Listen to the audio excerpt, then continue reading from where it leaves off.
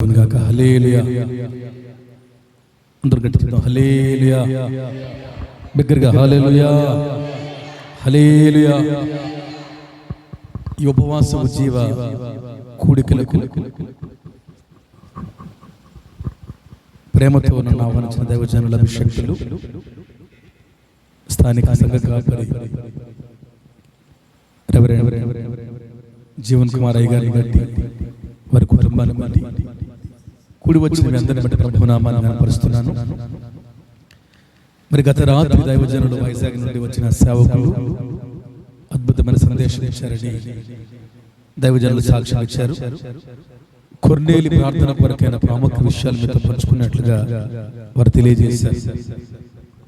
ఈ రాత్రి కూడా ప్రాముఖ్యమైన సందేశాన్ని నేను మీతో పంచుకోవాలని ఆశపడుతున్నాను.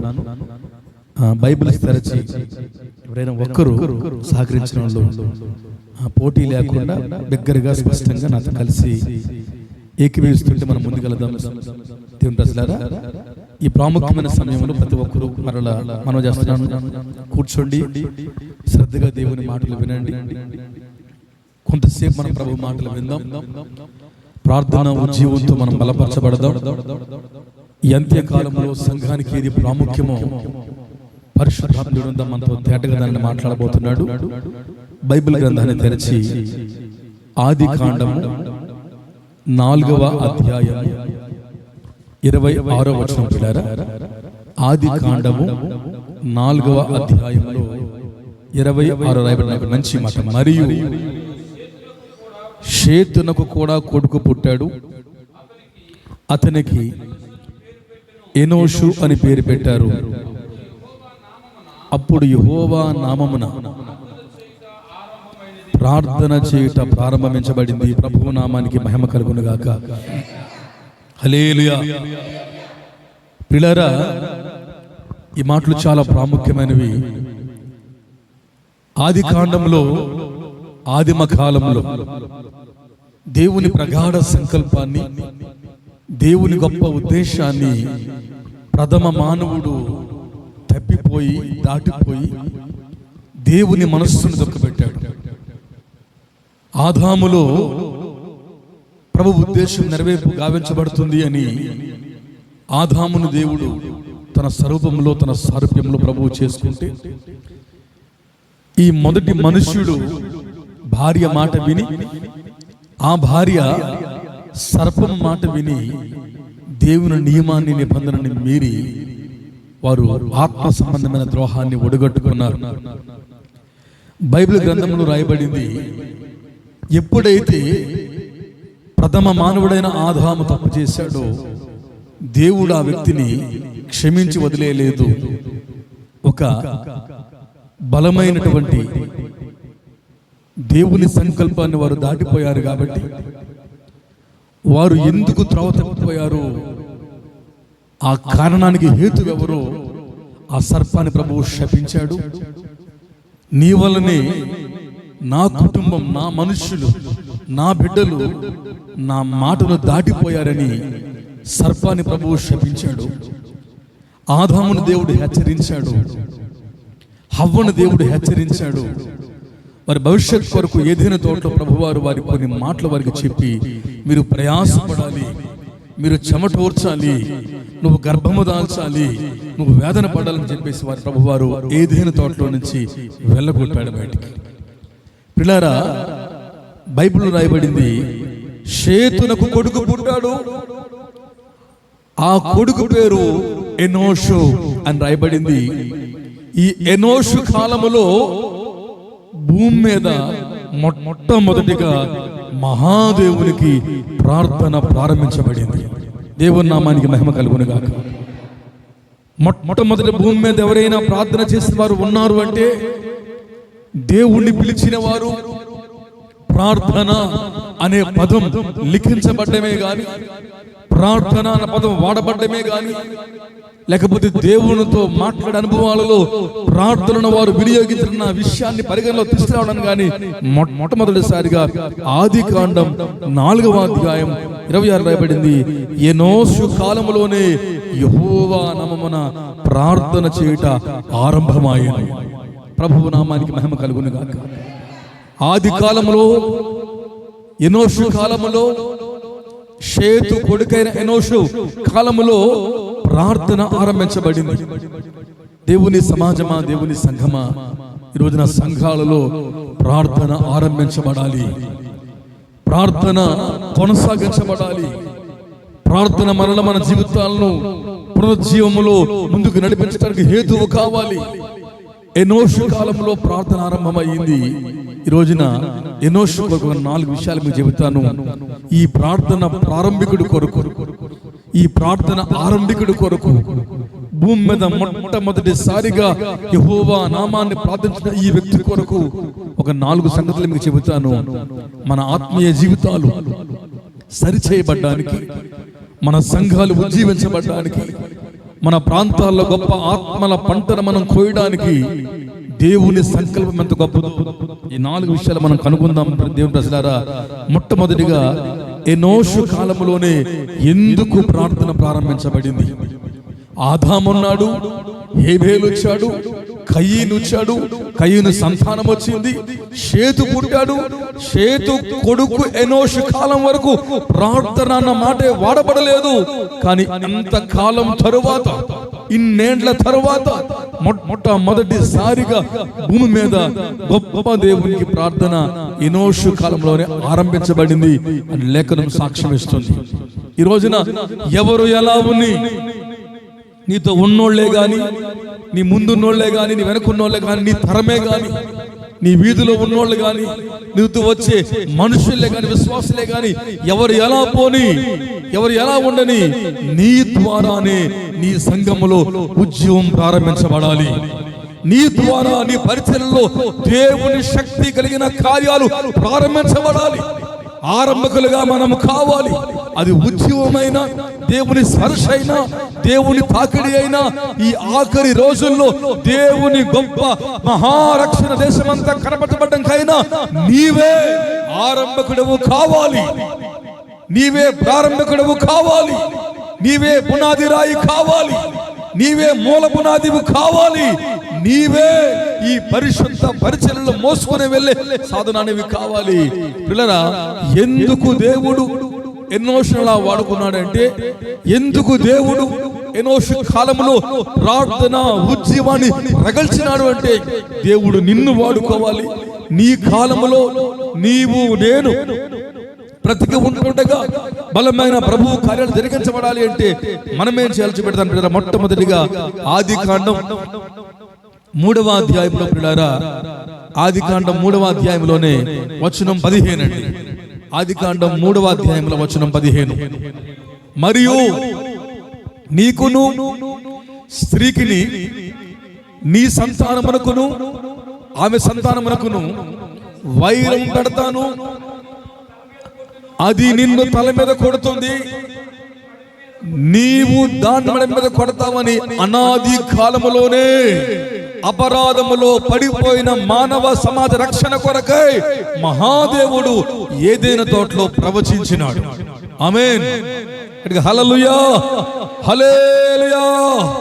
ఆది కాలములో ఏదైనా తోటలో ప్రథమ మానవుడు పడిపోయినప్పుడు, అపరాధము చేత మానవ జీవితం అంతా కూడా పతనమైనప్పుడు, దేవుని చిత్తమును మానవుడు దాటిపోయినప్పుడు, దేవుని సంకల్పాన్ని నిర్వీర్యము చేసుకొని గడ సర్పం మాట ఆలకించినప్పుడు ప్రభువు వచ్చినాడు, ఆదామా అని పిలిచాడు.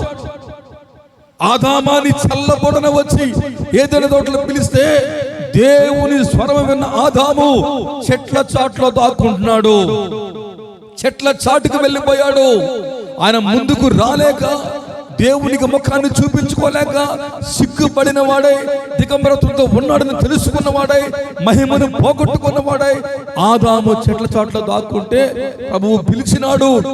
ఆదాము సమాధానం చెప్పినాడు, అయ్యా మేము దిగంబరులుగా ఉన్నామయ్యా. కారణం ఏంటి? నీవు తినొద్దు అన్న పంట మేము తినేసామయ్యా. ఎవరు చెప్పారు? నా భార్య ఇచ్చిందయ్యా. నీ భార్యకి ఎవరు చెప్పారు? సర్పం చెప్పాడయ్యా. ఇలాగ నీ మాట మేము దాటిపోయినా మేము దిగంబరులుగా ఉన్నామయ్యా.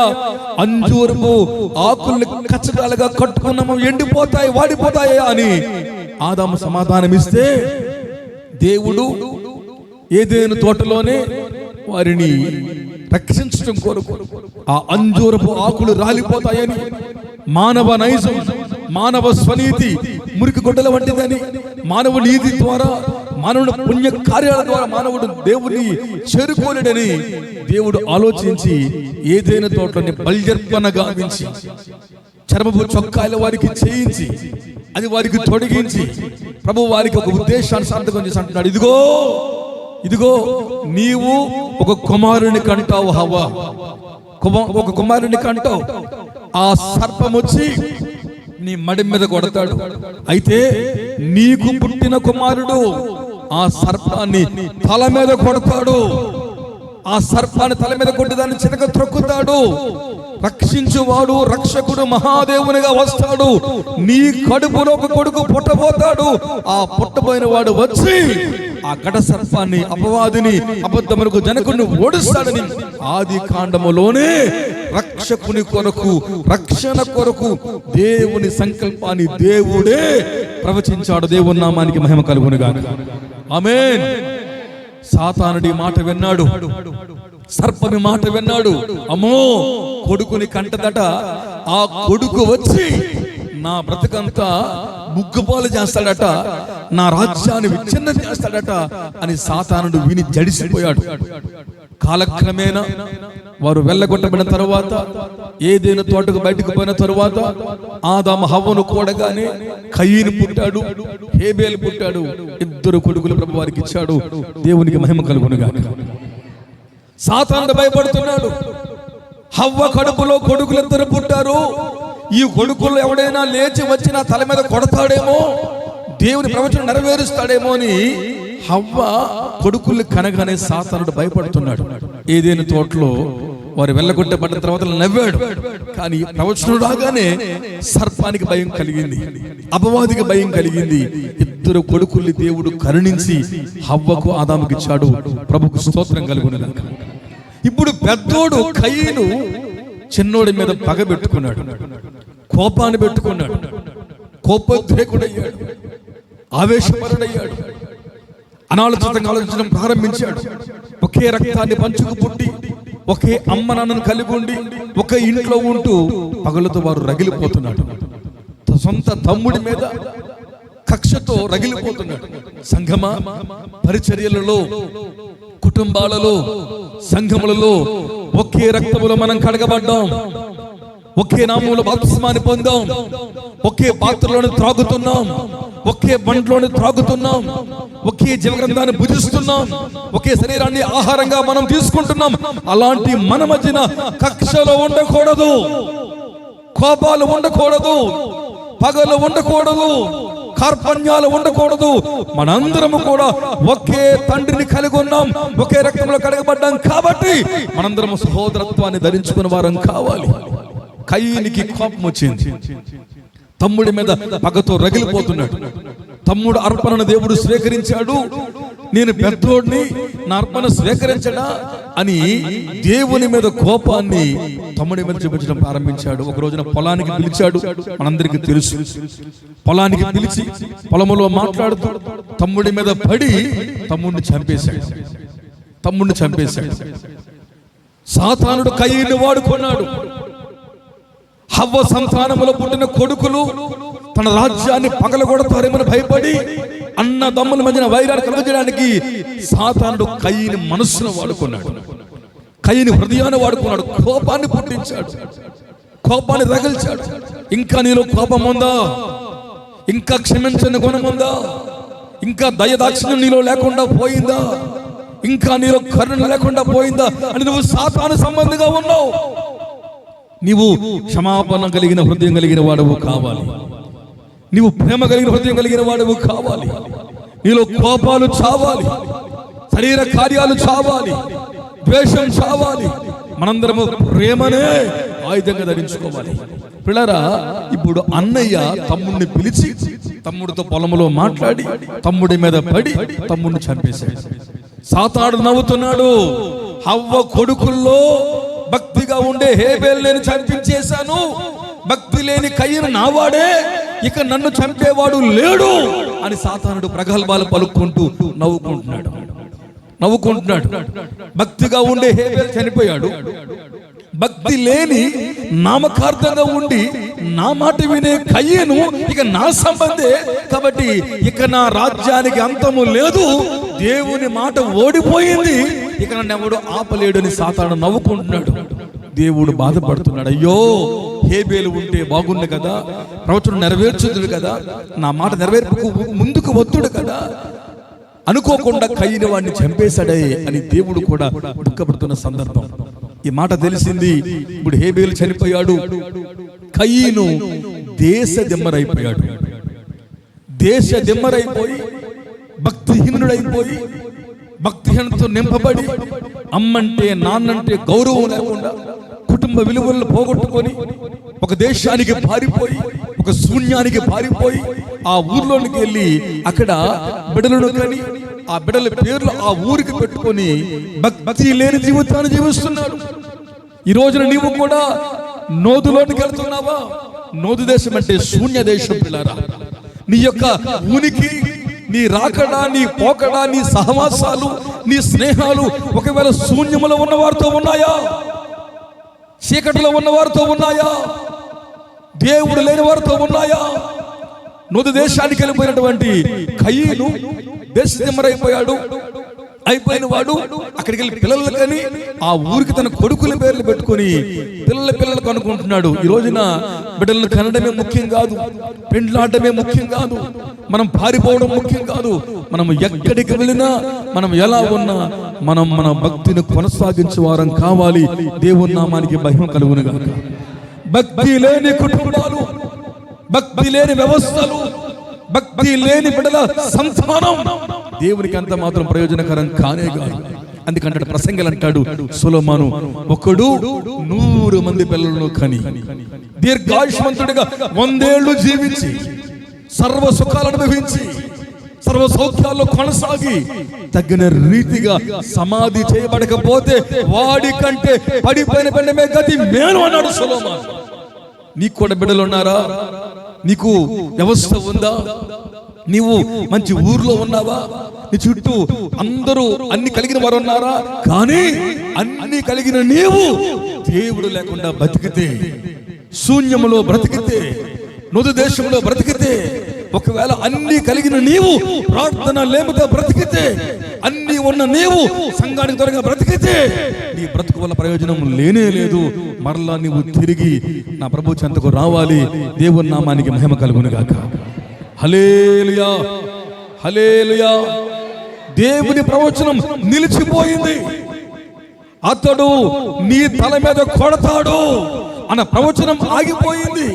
దాన్ని నెరవేర్చడానికి హవ్వ కడుపులో కొడుకు పుట్టాలి. పుట్టిన భక్తపరుడు హేబేలు చంపబడ్డాడు. మరొక కొడుకేమో దేశదిమ్మరిగా మార్చబడ్డాడు. ఎవరు ఆ ప్రవచనం నెరవేరుస్తారు? అవును ప్రియులారా, పూతికపేట మారాలి, నిల్లమర్ల మండలం మారాలి, జనజాపేట మారాలి, మైదా మారాలి, మీ పక్క గ్రామాలు మారాలి. ఇవన్నీ మారాలని దేవుని ఉద్దేశం. అయితే ఆ ఉద్దేశాన్ని మీలో ఎవరు చేస్తారు? కయ్యను డిసెంబరైపోయాడు, హేబేలేమో చనిపోయాడు. ఇప్పుడు గ్యాప్ వచ్చింది. దేవుని ప్రవచనాన్ని నెరవేర్చే ఒక సాధనం దేవునికి కావాలి. ఆమేన్. దేవుని చిత్తమును కొనసాగించే ఒక వ్యక్తి దేవునికి కావాలి. ఈ రాత్రి కాలమందు, ఈ 2వ రాత్రి ఉద్యమ సభలో దేవుని చిత్తమును కొనసాగించడానికి బద్దలైన బండ సందులో నిలిచే తగిన వాడు దేవునికి కావాలి. హేబేలు లేడు, పెద్దోడేమో దేశదిమ్మరైపోయాడు, దేవుని ప్రవచనం ఏమో ఆగిపోయింది, సాతాను నవ్వుతున్నాడు. ఇప్పుడు దేవుడు చూస్తున్నాడు, ఎవరు ద్వారా మరలా నా కార్యాలను చేసుకోవాలి అని. అవును, ఈ పూతికపేట మొత్తం మారాలి అంటే, యేసుకు సొంతం అవ్వాలి అంటే, ఈ యొక్క ప్రాంతంలో బద్దలైన బండ సందులో దేవుని వాగ్దానాలు పట్టుకుని నిలిచే ఒక్కడు దేవుని కావాలి. దేవుని కొరకే మనం లేచే సమయం ఆసన్నమైంది, ఆసన్నమైంది. చూడండి, మంచి మాట చెబుతాను నేను ఒకసారి. 4వ అధ్యాయములోనే ఆది కాండములో 25వ వచనం పిల్లారా. ఆది కాండం 4:25. ఆదాము మరలా తన భార్యను కూడినాడు, కొడుకును కన్నది. కయీను చంపేసిన హేబేలుకు ప్రతిగా దేవుడు నాకు మరొక సంతానం ఇచ్చినాడు అనుకొని అతనికి షేతు అని పేరు పెట్టింది. ఆ షేతుకి మరి కొడుకు పుట్టాడు, ఆయన ఎనోషు. ఆయన కాలంలో ప్రార్థన ప్రారంభించబడింది. అడిగి ఆమేన్, హల్లెలూయా. హేబేలు చనిపోయాడు, హేబేలు హతుడైనాడు, హేబేలు చంపబడ్డాడు, పొలంలో చచ్చిపోయాడు. సొంత అన్నయ్య చంపేశాడు, నమ్మించి చంపేశాడు. భక్తిపరుడు మరణించినాడు, ఇప్పుడు భక్తిపరుడు లేడు, పెద్దోడు దేశంరైపోయాడు. దేవుని ప్రవచనం నిలిచిపోతే బైబిల్ రాయబడింది, హేబేలుకు ప్రతిగా దేవుడు హవ్వను దర్శించి షేతునిచ్చినాడు. ఆమేన్, హల్లెలూయా.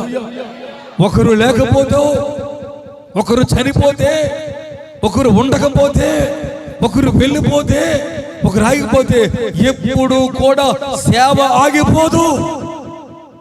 హేబేలు చనిపోయినంత మాత్రాన దేవుని పరిచర్యలు నిలిచిపోవు. దేవుడు హేబేలుకు ప్రతిగా షేతుని పుట్టించబోతున్నాడు. ఎవరు వెళ్ళిపోయినారో, ఎవరు ఉండిపోయినారో, ఎవరు రాకుండా ఆగిపోయినారో, ఎవరు తప్పిపోయినంత మాత్రాన పరిచర్య కూలిపోదు. మరొకరు దేవుడు పుట్టిస్తాడు, షేతును లేపుతాడు, ఎనోషును లేపుతాడు. తన చిత్తమును చేయడానికి దేవుడు తన సంకల్పాన్ని లేపుతాడు. ఈ రోజున ఒకవేళ మన పరిచర్యలలో, మీ కుటుంబాలలో మీ పెద్ద దిక్కును పోగొట్టుకున్నారా? మీ ఉద్యోగం పోయిందా? మీ వ్యాపారం పోయిందా? మీ అవకాశం పోయిందా? సంఘంలో ఇచ్చే వారిని మీరు పోగొట్టుకున్నారా? మీ కుటుంబాలు నిస్తేజమైపోయినాయా? భయపడొద్దు, దేవుడు హేబేలుకు ప్రతిగా షేతునివ్వబోతున్నాడు. నీ కొరకు దేవుడు ప్రతిగా దేన్నో చేయబోతున్నాడు.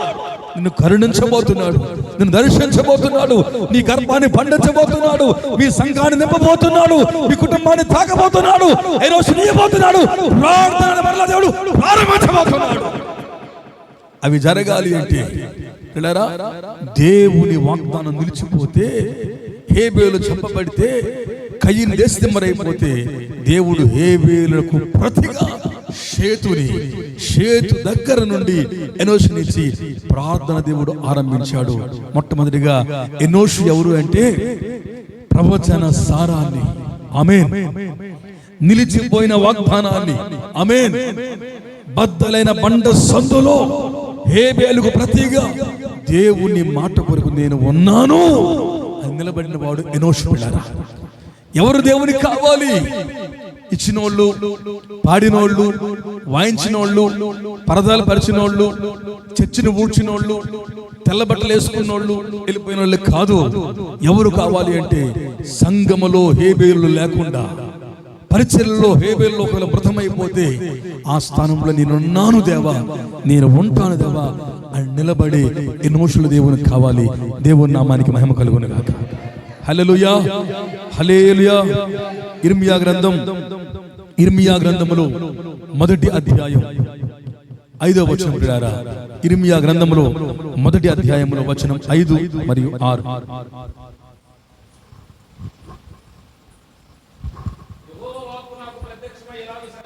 యెహోవా వాక్కు నాకు ప్రత్యక్షమైంది, ఇలాగూ చెప్పినాడు, గర్భములో నేను నిన్ను రూపించక మునిపే నిన్ను ఎరిగినాను, నీవు గర్భము నుండి బయలుపడక మునిపే. ఆమేన్, గట్టిగా హల్లెలూయా, గట్టిగా హల్లెలూయా. తల్లి గర్భములో పిండముగా ఉండక మునిపే నేను ఎరిగితేనే నేను నిన్ను ప్రతిష్ఠించాను, నీవు నాకు తెలుసు, నేను నిన్ను కనుగొన్నాను, జనములకు ప్రవక్తగా నియమించిన. నువ్వు బాలుడు అని అనవద్దు, బాలుడు అని భయపడొద్దు, నోటి మాంద్యమని చెప్పొద్దు. ఇర్మియా, తల్లి గర్భములో పిండముగా ఉండక మునిపే జనములకు ప్రవక్తను ప్రతిష్ఠించాను ప్రభువు చెప్పినాడు. సమాజమా, నువ్వు గుర్తించినావా? ప్రభు మాటలు గ్రహించినావా? ప్రభు చిత్తాన్ని నువ్వు చేస్తావా? ఏం చేయాలి? తల్లి గర్భములో పిండముగా రూపించబడక మునిపే హేబేలు చనిపోయాడు, హేబేలు స్థానం ఖాళీ అయిపోయింది. కయ్యూను దేశదమ్మరైపోయాడు, ప్రవచనం ఆగిపోయింది, ఆ ప్రవచనాన్ని నేను నెరవేర్పు చేయాలి అని చిన్నప్పటి నుండే ఉద్దేశం కలిగి షేతు కొడుకుగా పుట్టిన ఎనోషు తన కాలంలో ప్రార్థన ప్రారంభించినాడు. ఆమేన్, హల్లెలూయా. ప్రార్థన ప్రారంభించినాడు. సంగమం మన జీవితాల్లో అద్భుతాలు దేవుడు చేయాలి అంటే, అవకాశం మనకి ఇవ్వాలంటే ఎందుకు ప్రభు పడుతున్నాడంటే, ఆయన బాల్యకాలము నుండి తల్లి గర్భములో పిండముగా ఉన్నప్పటి నుండే ఆయన ఎలాగైనా ప్రవచన సారాన్ని చేద్దామని, ఆ బద్దలైన బండ నిలబడదామని నేనున్నాను చెప్పడానికి ఎనోషు నిలబడ్డాడు. అందుకే దేవుడు ఎనోషుని వాడుకున్నాడు. నీవు కూడా నిలబడేవాడవు కావాలి, దేవుని కోసం నిలబడాలి. ఆమేన్. కయ్యూను లేకపోవచ్చు, హేబేలు లేకపోవచ్చు, లోకమంతా ఏమైనా ఒకవేళ విడిచిపోవచ్చు, కానీ నీవు మాత్రం ప్రభు కోసం నిలబడాలి. ఒకటి ఎనోషు నిలబడ్డాడు, దేవుని కోసం నిలబడ్డాడు. అలా మనం ముందుకెళ్దాం పిల్లారా. రెండవదిగా అదే ఆదికాండంలో 4వ అధ్యాయములో, ఆదికాండం 4:21 అండి, 4:21. అతని సహోదరుని పేరు యూబాలు, ఇతడు సితార సానికను వాడుకగా చేసేవారందరికీ మూల పురుషుడు. తర్వాత మరియు సిల్లా తొబల్కాయిను ఒకడిని కన్నాడు. అతడు పదునగల రాగి పనిముట్లన్నిటినీ, ఇనుప పనిముట్లన్నిటినీ చేయువాడు. దేవుని నామానికి స్తోత్రం కలుగును గాక. హల్లెలూయా. కయీను నోదు దేశానికి వెళ్ళిపోయాడు. నోదు దేశం అంటే శూన్యపు దేశం. వెళ్ళిపోయిన కయీను, శూన్యములు ప్రవేశించిన కయీను ఆత్మీయతను పోగొట్టుకుని పిల్లలకంటూ ఆ ఊర్లకి పిల్లల పేర్లు పెట్టుకుంటూ వెళ్తూ ఉంటే, ఆ కయీను సంతానములో యూబాలు అని ఒకడు పుట్టాడు. ఈ యూబాలు అనేవాడు సితారా పిల్లన గ్రోవి వాడేవాడు, వాయించేవాడు, మూల పురుషుడిగా మార్చబడ్డాడు. అలాగున తుబల్కాయిన్ అనే మరొకడు కనబడ్డాడు. వాడు ఇనుప పనిముట్లు, రాగి పనిముట్లు తయారు చేసేవాడు. ఆ రోజుల్లో పిల్లరా, ఆ రోజుల్లో ఒకడేమో సితారా పిల్లన గ్రోవి వాయించేవాడు, ఒకడేమో ఇనుప పనిముట్లు, రాగి పనిముట్లు చేసేవాడు, ఆయుధాలు చేసేవారు, పనిముట్లు చేసేవారు.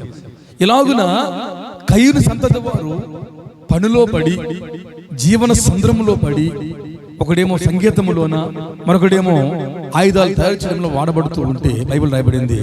అలాంటి రోజుల్లో యోబాలు, తుబల్కాయిన్ అన్న రోజుల్లో, ఇలాగ వారు తమ జీవనాన్ని సాగిస్తున్న రోజుల్లో ఎనోషు ప్రార్థన చేయడం ప్రారంభించాడు. ఎట్లా చెప్పండి ఒకసారి. ఆమేన్, ఆమేన్. హేబేలు లేనప్పుడు గ్యాప్ లో నిలబడి ఉన్నాను అని చెప్పిన వాడు ఎనోషు. తల్లి గర్భములో పిండముగా ఉన్నప్పుడు నుండే నేను పుట్టిందే దేవుని కోసం, నా చావైనా దేవుని కోసం అని అనుకున్నవాడు ఎనోషు. రెండవదిగా వాక్యం మాట్లాడుతుంది. ఒకడేమో వీణ వాయించి, సితారా వాయించి ఆ పిల్లని గ్రోవి వాయించుకుంటూ ఉంటే, మరొకడేమో పనిముట్లు చేసుకుని రాగివి ఇనుపవి చేసుకుంటూ ఉంటే, నా చిన్నాన్న బిడ్డల తాలూకా వాళ్ళు కయీన్ మా పెద్దనాన్న కొడుకులు కాబట్టి నేను వెళ్ళి నోదు దేశానికి వెళ్తాను, నేను ఆదాము యొక్క కొడుకుల్లో వచ్చాను, షేతుకి అంటే షేతు కొడుకుగా పుట్టాను అని చెప్పేసి పరిచయాలు చేసుకోకుండా, నోదు దేశం వెళ్ళకుండా, ఆ కయీను సంతతికి వెళ్ళకుండా, యోబాలు కలవకుండా ఈ ఎనోషు అనేవాడు ఆ రోజుల్లో వాళ్ళు అలాగన వీణలు వాయించుకుంటే, అలాగ వారు ఆయుధాలు చేసుకుంటూ ఉంటే, ఈ ఎనోషుని యవ్వన బిడ్డ మాత్రం ప్రార్థన చేయడం ఆరంభించాడు. ఆమేన్, గట్టిగా చెప్పాలి. ఆమేన్, హల్లెలూయా. రెండవదిగా ఎవరు ఎలా పోని, ఎవరు ఏది వాడుకొని, ఎవరు తయారు చేసుకొని, ఏ టెక్నాలజీలో పోని, ఏ సోషల్ మీడియాలో పోని, ఎలాగో కొట్టుకుపోని, సెల్ ఫోన్తోనే ఉండని, టీవీల ముందే ఉండని, నాటకాల ముందు ఉండని, సీరియల్స్ ముందు ఉండని, ఎవరు ఎలా పోని, నీవు మాత్రం ప్రార్థించేవాడవు కావాలి, నువ్వు ప్రార్థనా పరుడవు కావాలి. ఎవరు ఎలా పోవచ్చు, నీ సంతతి వారు, నీ ఇంట్లో వారు, నీ అన్నదమ్ములు, నీ పెద్దాని బిడ్డలు, నీ కుటుంబస్తులు ఒకవేళ వారు ఎలాగో పోతూ ఉన్నా, వారు వేణులు వాయించినా, సితారా వాయించినా, పనిముట్లు చేసినా, సెల్ ఫోన్లో వాడుకున్నా, టీవీలో కూర్చున్నా, విందుసాలలో ఉన్నా, త్రాగుతూ తిరుగుతూ ఉన్నా, నీవు వారితో కలవకూడదు. నీవు ప్రార్థించువాడవు కావాలి, ప్రార్థనాపరుడవు కావాలి. లోకమంతా ఎలాగో పోతే పోని, నీ మట్టుకు నీవు ఒక్కడవైనా ప్రభు కోసం మోకాలు ఉండగలిగితే నీ ఒక్కని ప్రార్థనే ఈ 150 కోట్ల మందిని మార్చే సాధనంగా ఉండబోతుంది. దేవుని నామానికి మహిమ కలుగును గాక. ఆమేన్, హల్లెలూయా. వాళ్ళు అలాగ ఉన్నారండి, మరి మేము మరి ఎలా పోతే మనకెందుకు? వాడు వీణ వాయించుకొని, సితారా వాయించుకొని, వాడు అరుగు మీద కూర్చొని, చెట్టు కింద కూర్చొని, ఇంట్లో పండుకొని, సీరియల్ ముందు కూర్చొని, రాగి పనిముట్లు చేసుకొని ఎలా బ్రతకని. నీవలా ఉండొద్దు. నీవు దేశ రక్షణ కొరకు, ప్రవచన సారం కొరకు, దేవుని మాట గెలవడం కొరకు, సాతాను ఓటమి కొరకు ప్రార్థించేవాడము కావాలి, మోకరించేవాడము కావాలి. రేయి మగళ్ళు అడ్డుపడి రాత్రి మగళ్ళు ప్రభు కాళ్ళు పట్టుకున్న విజ్ఞాపన కర్తవు నీవే కావాలి. చూడండి, ఒకసారి చూపెడతాను మీకు నేను. నిర్గమకాండంలో ఏం జరిగింది అంటే, తొందరగా మనం ముందుకు వెళ్దాం. నిర్గమకాండంలో ఏమైంది అంటే 31వ అధ్యాయములో, నిర్గమకాండం 32వ అధ్యాయములో 6వ వచనం పిల్లారా. నిర్గమకాండం 32 వచనం 6.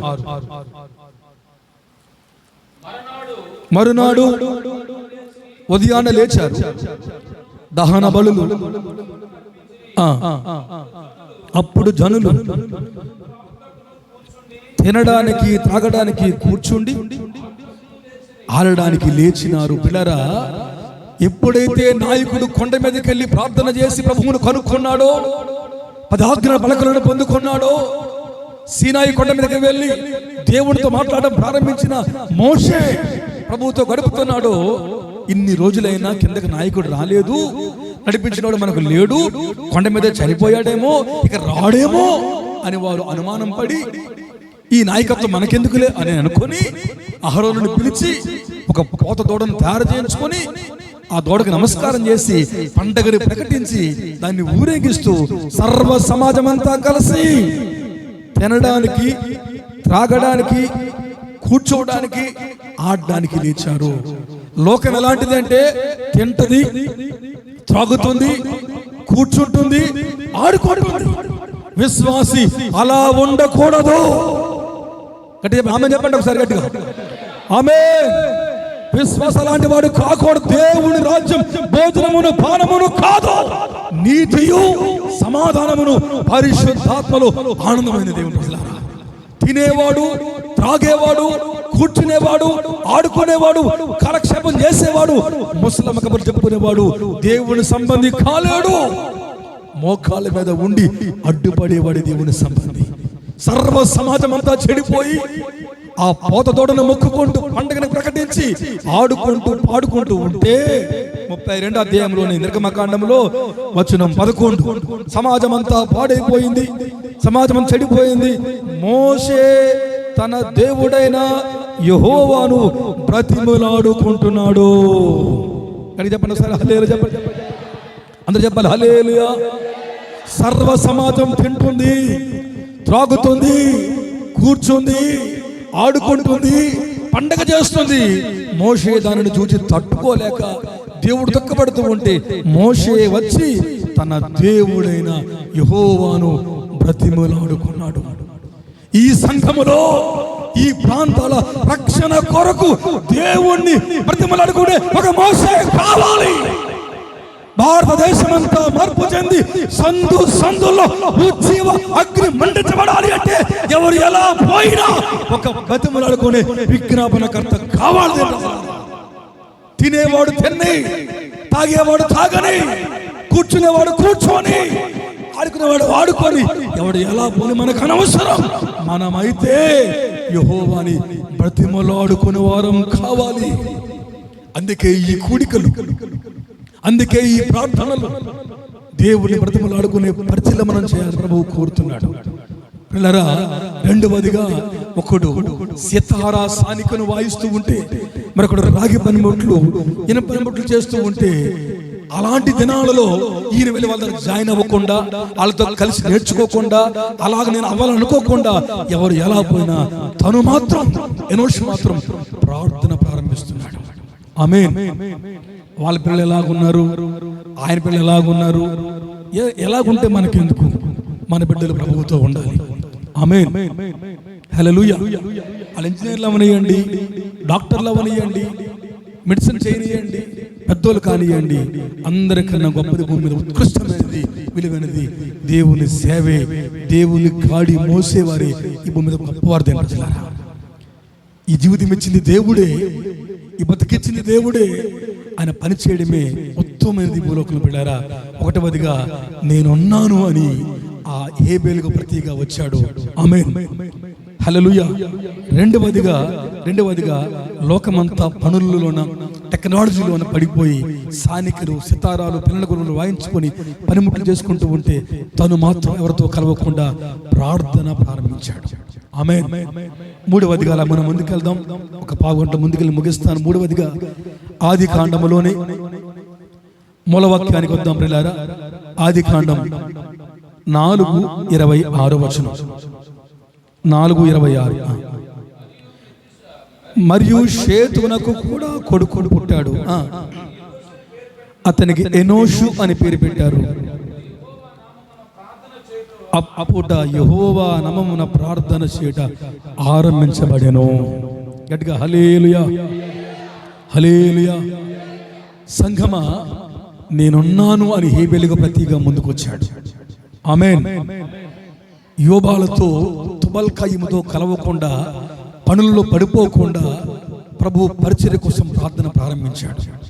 మూడవదిగా బిడ్డారా, వాక్యం మాట్లాడుతుంది దేవుని ప్రవచనం నెరవేరాలి అంటే అమ్మ చెప్పింది, నాన్న ప్రభువు చెప్పినాడ్రా, మీ నాన్న నేను ఇలాగన మాట మీరు తప్పు చేసాం, బయటకు వచ్చేసాం, హేబేలు చంపేశాడు, కయీను దేశంబరైపోయాడు, షేతు నువ్వు పుట్టావు నాయన, ఇప్పుడు నువ్వు ఒక్కడే ఉన్నావు నాయన, కాబట్టి ఇంకా ఎవరైనా పుట్టొచ్చు, కానీ నీ కడుపున పుట్టుకోలేకని చెప్పు, ఈ సత్యాన్ని స్థాపించడానికి ప్రభు ఒకళ్ళు వాడుకోబోతున్న చెప్పని చెబితే షేతు తన కడుపు పుట్టినటువంటి ఎనోషుకు చెప్పాడు, నాన్న ఒక వాగ్దానం ఉంది, ఒక ప్రవచనం ఉంది, అది నా వల్ల కాలేకపోయింది, కాబట్టి నువ్వు నిలబెడతావేమని చెప్పేసి చెబితే బైబిల్ రాయబడింది, సాతాను ఓడించడానికి, అపవాదిని ఓడించడానికి, వాడి తల పగల కొట్టడానికి రాయబడిన 3:15 ఉన్న ప్రవచనం నెరవేర్చడానికి ఆయుధాలు, గదలో, బాణాలు, విల్లో, లేకపోతే షోలాలో, లేకపోతే బల్లాలో వాడితే అపవాది రాజ్యాన్ని మనం కూల్చలేం. అపవాది రాజ్యాన్ని కూల్చి వాడి తల మీద కొట్టాలి అంటే బలవంతులుగా మారిపోతే మనం వాడిని ఓడించలేం. ఇక్కడ ఏం చేయాలి అని ఎనోషు కాలంలోనే ఎనోషు ఆయుధాలు సమకూర్చుకోలేదు. ఆమె చెప్పండి, యుద్ధాలకు ప్రయత్నాలు చేయలేదు, అపవాదిని ఓడించే తంత్రాల్ని కనుగోలేదు, అపవాదిని ఎలా పడగొట్టాలి అని కుయుక్తులు పనలేదు, అపవాదిని ఎలాగ ఓడించాలని రకరకాల ప్రయత్నాలు ఉండలేదు. అన్ని మానేసి అపవాది తల పగలగొట్టే ఏకైక సాధనం ప్రార్థనే నమ్మినాడు. ఆమె చెప్పండి, హేబేలుకు ప్రతిగా నేను ఉన్నాను అన్నాడు. 2 యోబాలతో తుపాకీ కలవకుండా ప్రార్థన చేశాడు. 3 అపవాది ఓటమికి, దేశ రక్షణకు మూల కారణం ప్రార్థనే అని ఎంచి యోచించి తన కాలంలో మోకాళ్ళలోని మహాదేవునికి ప్రార్థన ప్రారంభించాడు. అవును, సాతాను ఓడిపోవాలి అంటే ఈ భూతిక బేటలో, ప్రతి రోడ్డు మీద జీవితాలు, ఈ భూతిక బేటలో, ఈ వర్తమానం వింటూ ఉన్నటువంటి మీ జీవితాలలో నూతన కార్యాలు దేవుడు చేయాలి అంటే, సినిమా హాళ్ళు ముయ్యబడాలి అంటే, బ్రాందీ షాపులు ముయ్యబడాలి అంటే, జోదగాండులు మారాలి అంటే, తప్పిన వారు తిరిగి రావాలి అంటే, పడిపోయిన వారు మరలా లేవాలి అంటే, చెడిపోయిన జీవితాలు బాగుపడాలి అంటే ఒక్కటే మూల కారణం, ఒక్కటే గొప్ప సాధనం, ఒక్కటే గొప్ప ఆయుధం, అదే ప్రార్థన. ప్రార్థన మాత్రమే మనం ధరించిన వారం కావాలి. ఆ ప్రార్థనే జీవితాలు మారుస్తుంది, అపవాది తలను పగలగొడుతుంది. పిల్లారా, అపవాది తల పగలాలి అంటే, సాతాను రాజ్య మొక్కలు కావాలి అంటే, యుద్ధోపకరణాలు మనం మన జీవితాలు ధరించుకోవాలి అంటే, ప్రథమ కర్తవ్యంతో కూడిన పని ఏంటంటే ప్రార్థన చేయడం మనం నేర్చుకోవాలి. ప్రార్థన మనం గావించాలి, ప్రార్థన మనం ఆరంభించాలి. ఒకవేళ ప్రార్థన మానేసావా, ప్రార్థన లేములో ఉన్నావా, ప్రార్థించే తీరికే నీకు లేదా, ప్రార్థనను విస్మరించినావా, అన్నీ చేసే నీవు ప్రార్థన మాత్రం ప్రక్కన పెడితే నీ జీవితంలో మరలా ఎనోష కాలంలో ఏ రీతిగా ప్రార్థన ఆరంభించబడిందో మరలా నీవు ప్రార్థన ఆరంభించేవాడవు కావాలి, ప్రార్థన ప్రారంభించేవాడవు కావాలి. ప్రాతకాలమే లేవాలి, తెల్లవారు 3 గంటలకు లేవాలి, అవకాశం లేకపోతే 5 గంటలకు లేవాలి, మధ్యాహ్నం ప్రార్థించాలి, శుక్రవారం నాడు శనివారం నాడు ఉపవాస ప్రార్థనలు నువ్వు కొనసాగాలి, సంఘంలో నువ్వు కూర్చోవాలి, ప్రార్థన మానవతో ప్రార్థనలో సాగబడవు కావాలి. మోకాళ్ళలోని ప్రతి అంశం కొరకు, దేశంలో ఉద్యమం కొరకు, గొప్ప వర్షం రావడం కొరకు ఏలియా వలె మోకాళ్ళ మధ్యలో ముఖం పెట్టుకొని మనస్ఫూర్తిగా ప్రార్థించేవాడవు నువ్వు కావాలి. ఆమేన్. నీ ప్రార్థన ద్వారా ఉజ్జీవ వాన రావాలి, అహాబులు సిగ్గుపడాలి. ఆమేన్, హల్లెలూయా.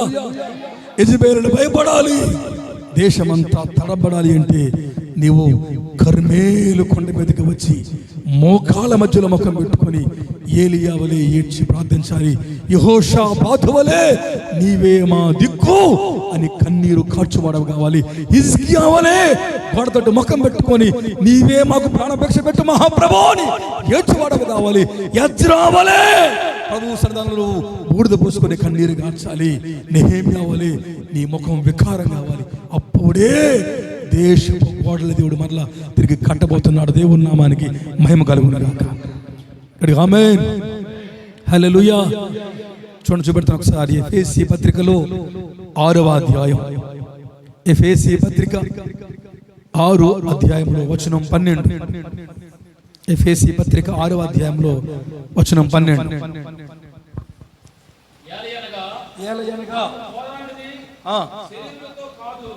మనము పోరాటం చేసింది శరీరులతో కాదు గాని ప్రధానులతోను అధికారులతోను ప్రస్తుత అంధకార సంబంధముకు దురాత్మల సమూహములతోను మనం పోరాటం చేస్తున్నాం. ప్రభువుకు స్తోత్రం కలుగును గాక. హల్లెలూయా. మన పోరాటం, మన యుద్ధం, మన యొక్క జీవితంలో ఉన్నటువంటి ఈ గొప్ప ప్రయాస మన పక్కోళ్ళతో కాదు, ముందోళ్ళతో కాదు. బైబిల్ చెప్తుంది మనం ప్రస్తుత ముందున్న అంధకార సంబంధమగు లోక నాదులతోనూ దురాత్మల సమూహాలతో మనం పోరాడుతున్నాం. ఈ పోరాటంలో గెలుపు రావాలి అంటే, అపవాది తల మొక్కలు అవ్వాలి అంటే, అపవాది ఓటమి చెందాలి అంటే, దేవుని ప్రవచనం నెరవేర్పు గావించబడాలి అంటే చూడండి ఒకసారి 6వ అధ్యాయం ఎఫెసీ పత్రికలోనే 6:18. ఎఫెసీ 6:18.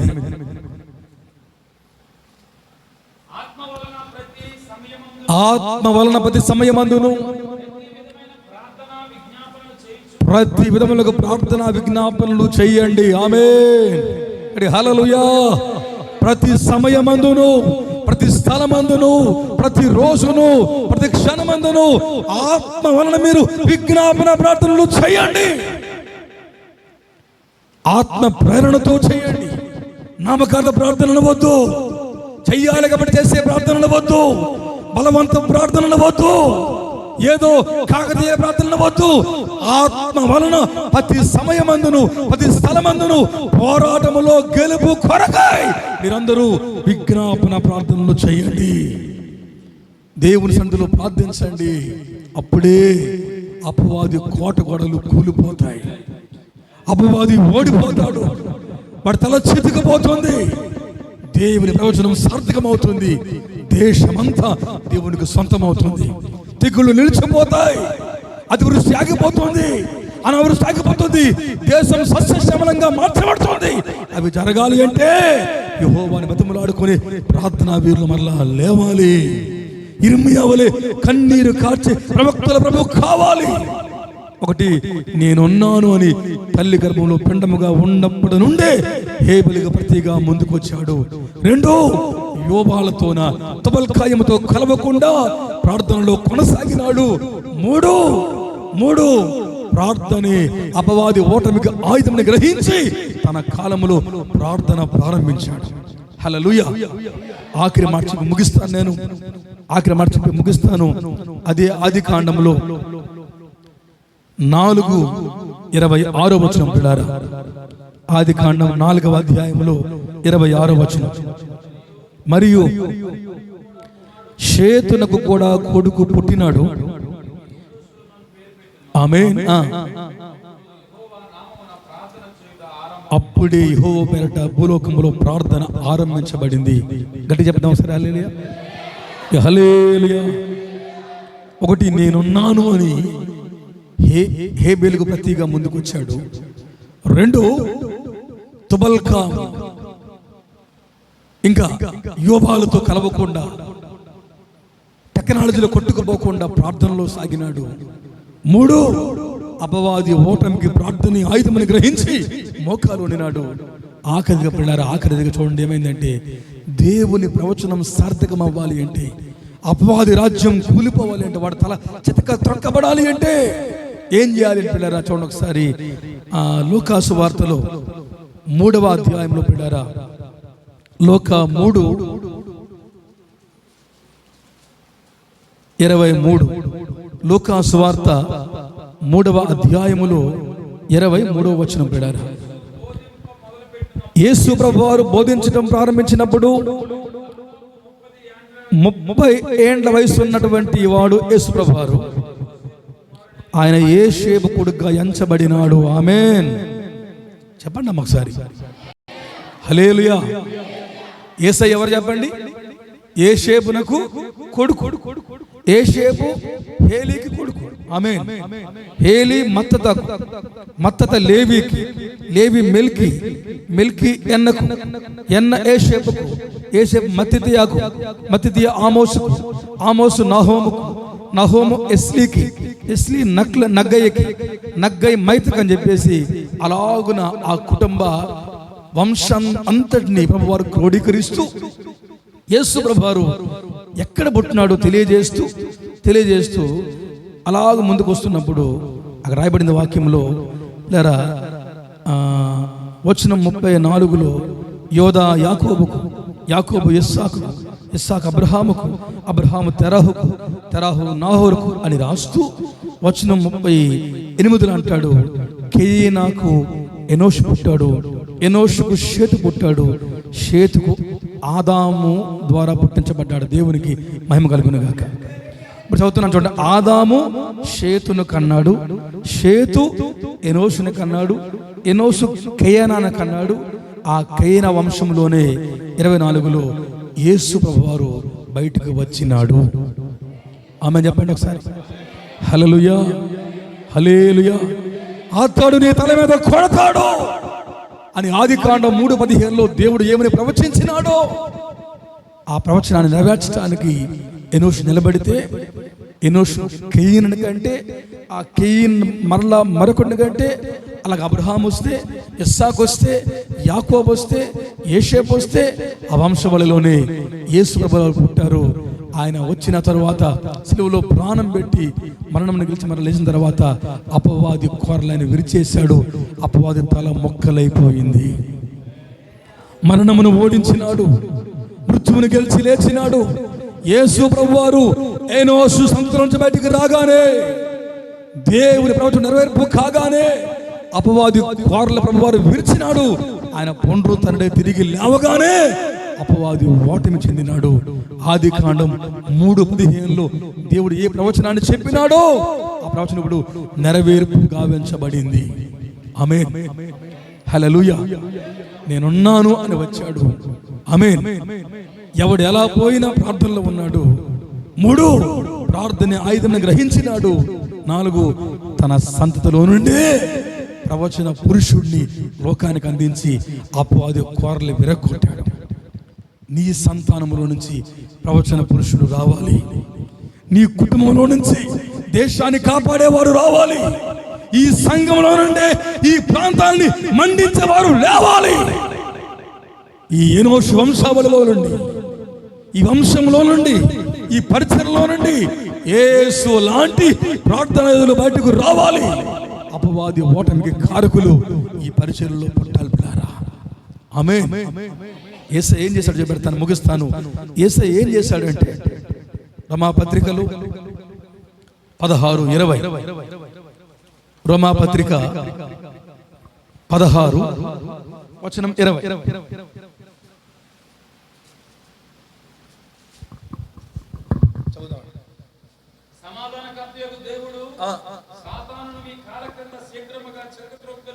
సమాధానకర్తయగు మహాదేవుడు సాతానును అతను పగలగొట్టడమే కాదు, అతను ఓడించడమే కాదు, తన కోరలు తీసేయడమే కాదు, ఆ మహాదేవుడు సాతానుని మీ పాదముల క్రింద, ఆమేన్, ఆమేన్, ఎనోషు వంశావళి క్రింద, సంఘములో కూర్చున్న వారి క్రింద, ప్రార్థనకు వచ్చిన వారి క్రింద, యేసు రక్తమును ధరించిన వారి పాదాల క్రింద అపవాదుని దేవుడు చేతక ద్రొక్కించబోతున్నాడు.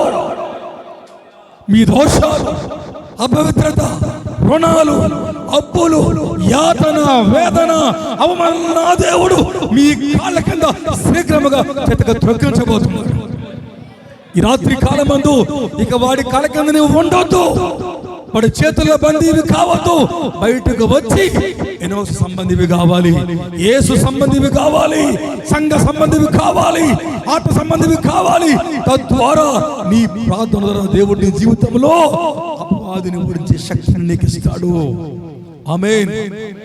ఎవరు ఎనోష్? ఒకటి, హేబేలుకు ప్రతిగా గ్యాప్ ఉంటే, తల్లి గర్భములో పిండముగా ఉండక ముందు నుండే ఆ గ్యాప్ లో నేను ఉండాలి, నేను చావాలని నిర్ణయం తీసుకున్నవాడు. రెండు, యోబాలుతోన, తుబల్కాయముతోన, టెక్నాలజీలో ఉన్నవారితో కలిసిపోయి జీవన సంద్రములో పొట్ట కూటి కొరకు ప్రయత్నాలు చేయకుండా ప్రార్థించిన వాడు. మూడు, అపవాది ఓటమునకి యుద్ధాయుధాలు కారణం కాదని ప్రార్థనే ఆయుధమని గ్రహించిన వాడు. ఎవరు? ఎనోష్. తన వంశావళిలో యేసుకు చోటిచ్చిన వాడు, తన వంశావళిలో ప్రవచన పురుషుడిని కానీ అపవాది కోటల్ని చెతక త్రొక్కించి దేవుని వాగ్దానాన్ని నిలబెట్టిన వాడు ఎనోష్. సంఘమా, నీ వంశావళిలో యేసుకు స్థానం ఇస్తావా? యేసు లాంటి వారిని కంటావా? యేసులా నీవు మారుతావా?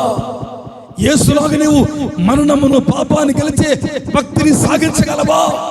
సమాధానకర్తయగు మహాదేవుడు అపవాదిని, సాతానును మన పాదముల కింద శీఘ్రముగా చెతక త్రొక్కిస్తాడు. అనుభవాలు నేర్చుకుంటామా? ప్రార్థన చేద్దాం. ప్రభువా, ఆ కృప నాకు ఇవ్వండి దేవా అని చెప్పేసి అందరూ మోకరిద్దాం, కళ్ళు మూసుకుందాం. ఎవరు తలలు నేల మీద పెట్టకండి, అనాలోచితంగా ఉండకండి. అందరం ప్రార్థన చేద్దాం. ఒక్కసారి మీ చేతుల పైకెత్తి ఈ ఉజ్జీవ సభలలో రెండవ రాత్రి ఈ కూడికలో ఒక ఎనోష్ లోకానికి యేసు ఇచ్చాడు. వాళ్ళు బాగోలేరండి, వీళ్ళు చెడిపోయారండి, వాళ్ళ కోసం వీళ్ళ కోసం మనకెందుకు? యోబాలు సితార వాయిస్తాడండి, సానికి వాయిస్తాడండి, మనకెందుకు? తుబల్కాయం పనిముట్లు కనిపెడతాడండి, మనకెందుకు? ఎవరు ఎలా పోని, ఎవరు ఎలా సాగని, నువ్వు ఒంటరివి కావచ్చు, విడనాడబడవచ్చు, నువ్వు తృణీకరణ పొందిన వాడిగా ఉండొచ్చు, కానీ నువ్వు ప్రార్థించేవాడవు కావాలి.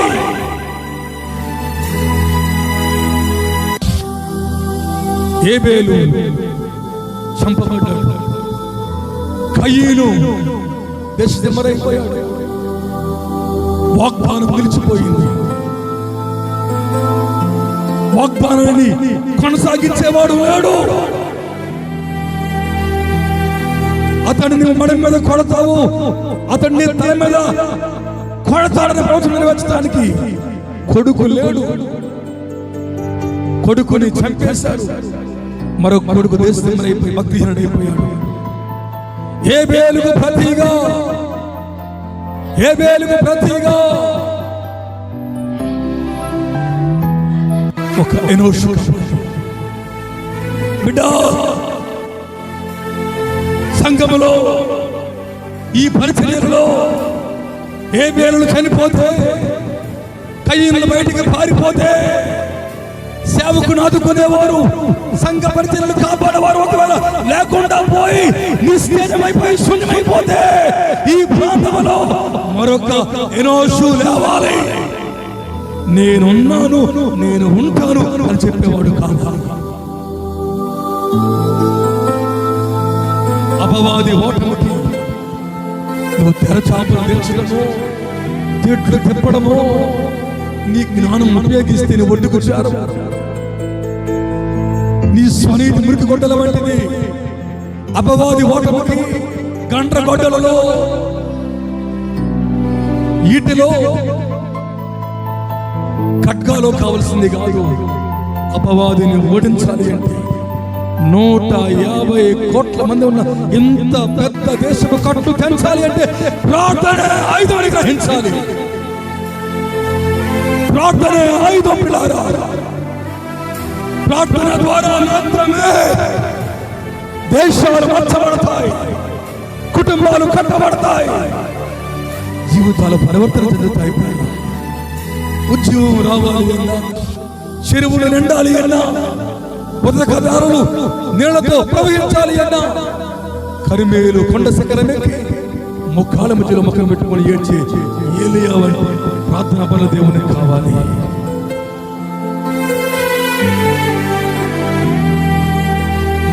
ఎనోషు చనిపోయాడు, ప్రవచనం ఆగిపోయిందా? ఎనోషు కొడుకును కన్నాడు, ఆ కొడుకు కొడుకును కన్నాడు, ఆ కొడుకు కొడుకును కన్నాడు. ఆ వంశావళి నుండి రక్షకుడైన యేసు బయటకు వచ్చాడు.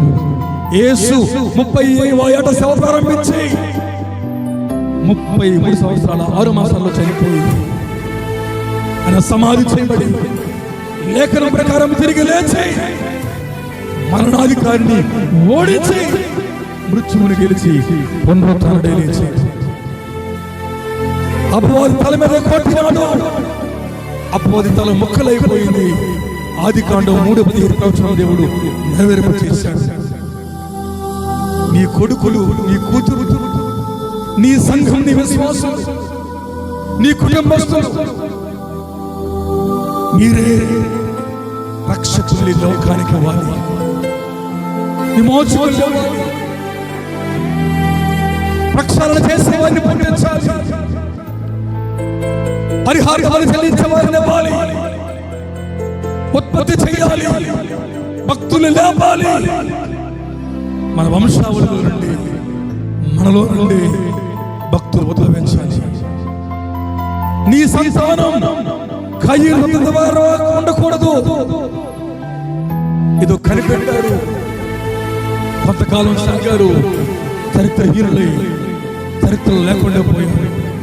కానీ సేతు సంతానం, ఎనోషు సంతానం ఇలాంటివి కనిపెట్టకపోయినా ప్రార్థించినాడు కాబట్టి రక్షకుడు వచ్చినాడు, అద్భుతాలు చేసినాడు, ప్రపంచానికే హితవస్త్రం ప్రకటించినాడు. బిడ్డలారా, మన బిడ్డలు ఏవో కనిపెట్టేవారు కాదు, తాడు చేసేవారు కాదు, వాయించేవారు కాదు. మన బిడ్డలు మోకరించేవారు కావాలి, మోకాళ్ళలోనే వారు కావాలి, ప్రభుని అభ్యర్థించేవారు కావాలి, ప్రభు పాదాలు పట్టుకునేవారు కావాలి. ప్రభువా, నాకు అవకాశం ప్రార్థన చేసుకుందాం, ప్రభుని ప్రార్థించుకుందాం. అందరూ కళ్ళు మూసుకుందాం, నోరు తెరిచి ప్రార్థించండి, చేతులు 2 పైకి ఎత్తి ప్రార్థించండి. ప్రభువా, ఎనోషు నన్ను వాడుకోండి, ఎనోషు నన్ను వాడుకోండి దేవుని అడిగాడు. ప్రార్థన చేద్దాం. స్తోత్రం, స్తోత్రం, స్తోత్రం.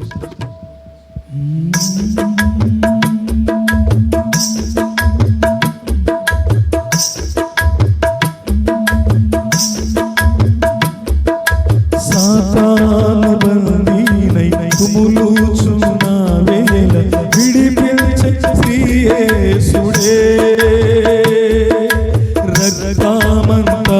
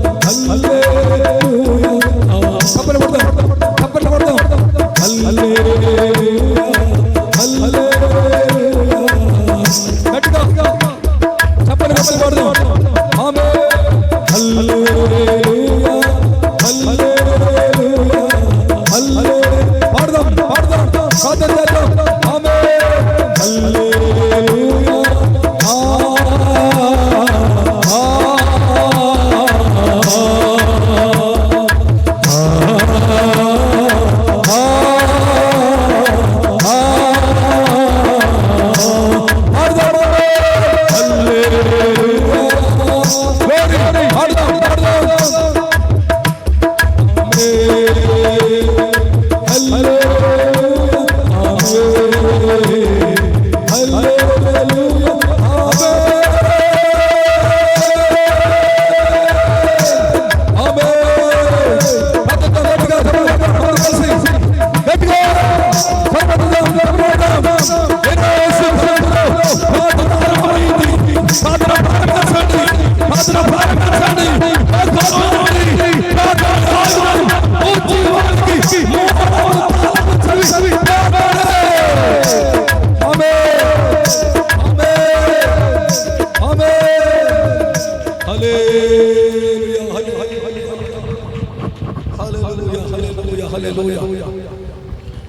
స్తోత్రం స్తోత్రం స్తోత్రం.